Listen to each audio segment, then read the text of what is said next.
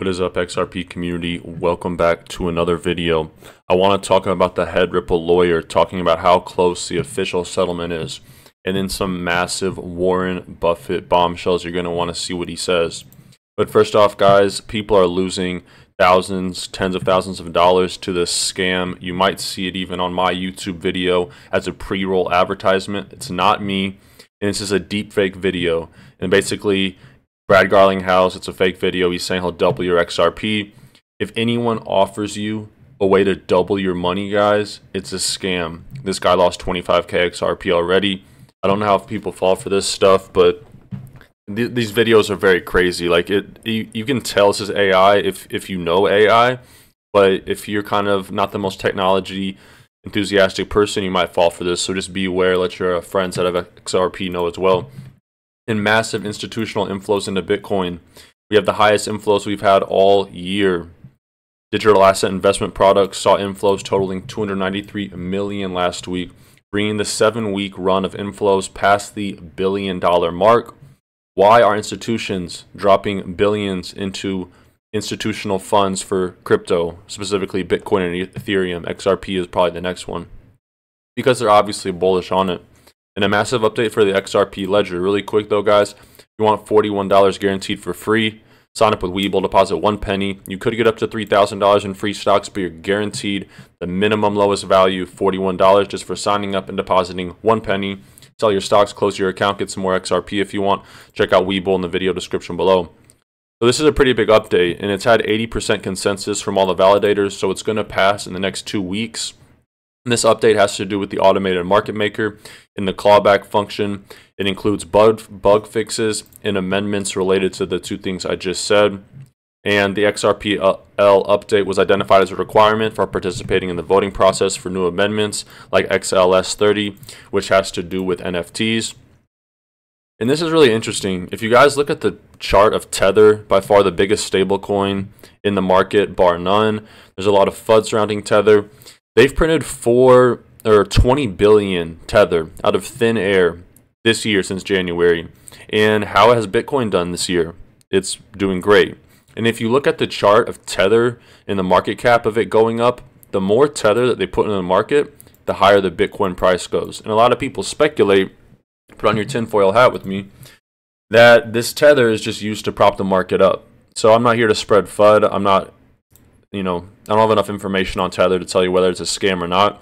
But if this did fail, that would be absolutely detrimental. Way worse than the Terra Luna collapse.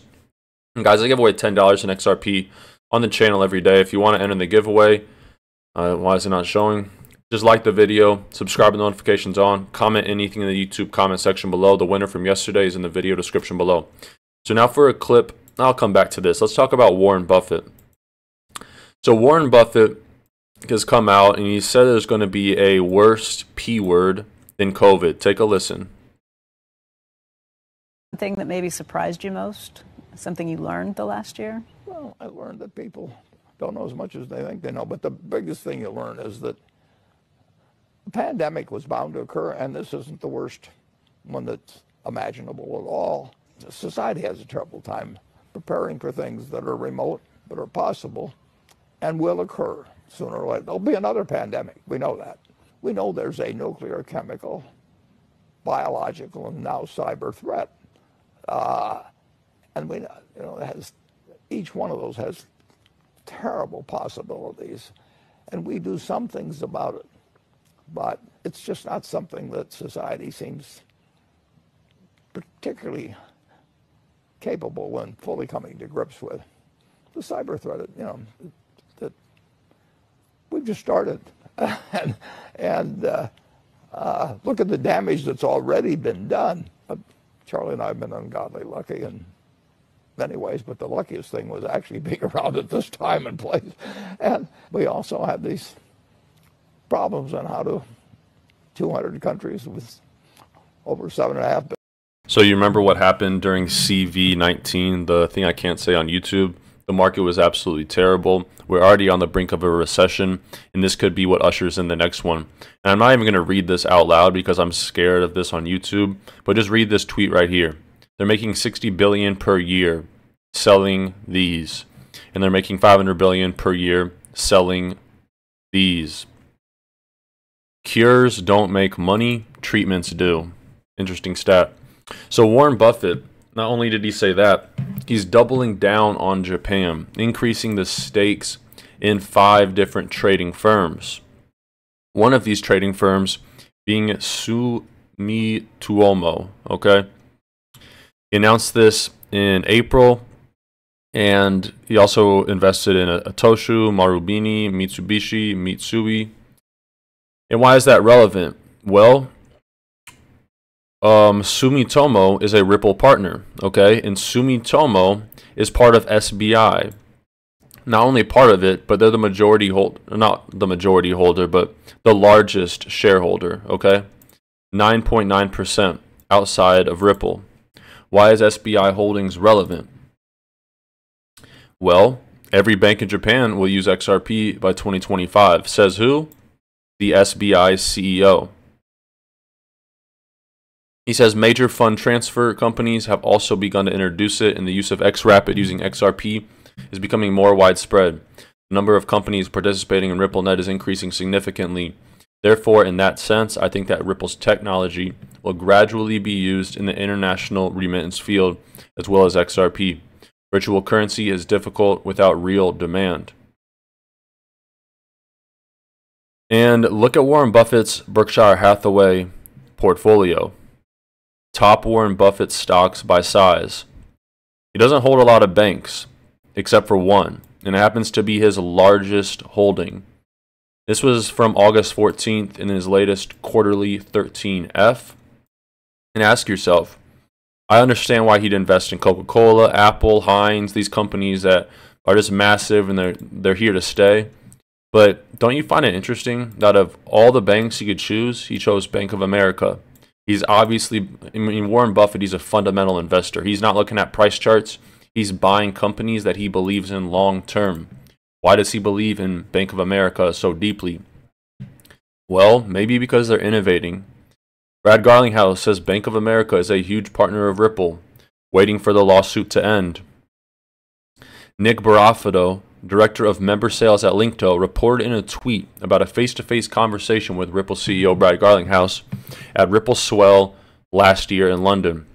He said, I met him first in 2009. He's even more confident today than he was back then. He made it clear they're ready to settle with the SEC as long as they can get clarity on XRP. Ripple Labs CEO Brad Garlinghouse stated to Linkto director of member sales Nick Barafato that Bank of America is going to gain a competitive advantage. Competitive advantage is when you're in the same business niche as other businesses and you're doing something different than them.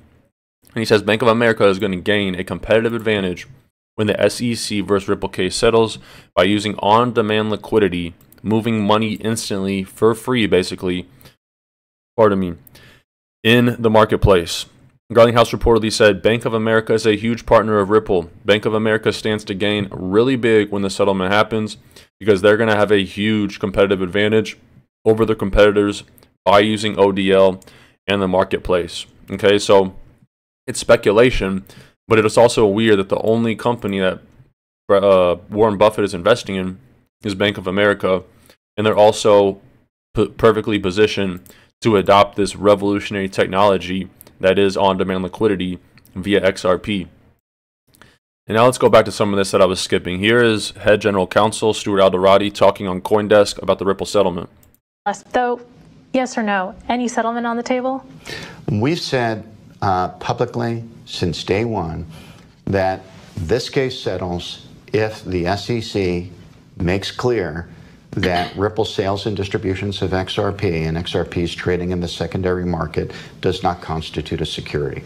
If they're willing to acknowledge that, the case settles and settles very, very quickly. So they just wanted full clarity that XRP is not a security. They're asking Ripple for $700 million right now, and most likely Ripple will settle for 10, 20, maybe 30 million, which to them is very little bankroll. And listen to Brad Garlinghouse talking about Ripple is the only company that has crossed the starting line in this race to solve real customer problems. Introducing XRP into those flows will take time, but as I said, every marathon starts with a single step. When I zoom out and look at where Ripple sits in the blockchain and crypto ecosystem, we are incredibly fortunate to be the only company with real customers solving real problems. That is at the early stages of that marathon, but there's no doubt that as we look at the race that has started, we're the only ones that have crossed that starting line. So there could be other competitors. It's not like Ripple's the only company targeting cross-border payments. However, they've been around for every crypto cycle pretty much. They've been working for 12 years. They have a massive head start, and that's one of the reasons why I'm so bullish on Ripple. And I want to leave you guys with this clip here from Cypress Damanikor, talking about Ripple building the financial structure for the next generation. They don't care about immediate short-term gains or hype cycles. They're here for the long term, and the digital asset XRP will play a pivotal role in the future financial system. Stop thinking so short-term and expand your vision. Everybody's really got to start paying attention to detail. Check this out. You remember this document that I showed you all from 2023, where they said openly, the Deputy Managing Director, Markets and Development, Monetary Authority of Singapore, systemically important individual. The future does not happen by accident. In the same document where they're telling you all that this is all predetermined and pre-planned, it does not happen by accident.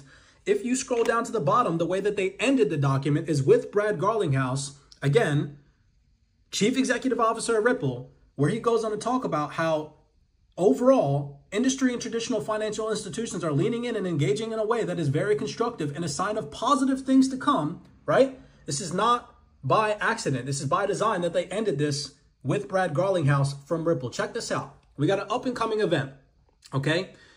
15th, 17th of November, 2023. Look at these names. You got Swift, Visa. It can't get any bigger than this. HSBC, Microsoft, MUFG, right? Accenture, JP Morgan, right? Hedera is going to be there. We'll throw that in there. Ripple, obviously, of course, Amazon, MasterCard, okay? You can't get any bigger than this. And if you go over to the agenda, who's going to be speaking? Well, check this out. Stuart Alderati is going to be sitting next to the Chief Executive Officer at SBI Digital Asset Holdings. We know the interconnectedness between Ripple and SBI. And what are they going to be talking about? The financial infrastructure for the next decade. The financial infrastructure for the next decade. Who are they choosing to talk about this? Right? Look, you cannot make this up. Now, let's pay attention to a video breakdown from the OMFIF that was uploaded a month ago that only has 339 views. There's over 420 million crypto users worldwide, and only 339 people have seen this.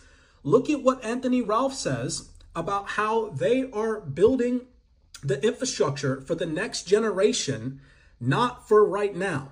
And think about what I just showed you, what Stuart Alderati from Ripple is going to be talking about at this panel discussion, where all of these large market participants are going to be attending. Listen to what Anthony Ralph says right here.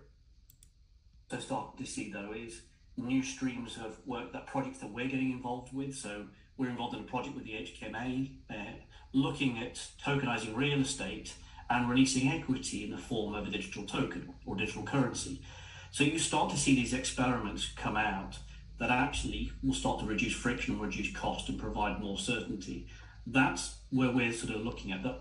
These are a multi-year project. I don't think ultimately we're building for my generation. We're building for the next generation with a lot of this technology. And so some of this will just... We are building for the next generation with a lot of this technology. Stop paying attention to the now. There's so many XRP haters out there, all because the XRP price isn't at $100 right now. Right? They knock it, they bash it, they troll it. You don't understand what they're building and how they're literally telling you all straight to your faces what's happening behind the scenes. Okay? You cannot make this stuff up. Remember how they end documents and how they literally tell you straight to your face that none of this is by accident. Hope you guys enjoyed that. Thank you for watching the video and giving me 14 minutes of your day. And if you did enjoy the content, like the video or give me a comment section reply. It's the best way to support the channel, and it's free, and I genuinely appreciate it. God bless you all. Take care of yourselves. Have a great Monday. Until next time.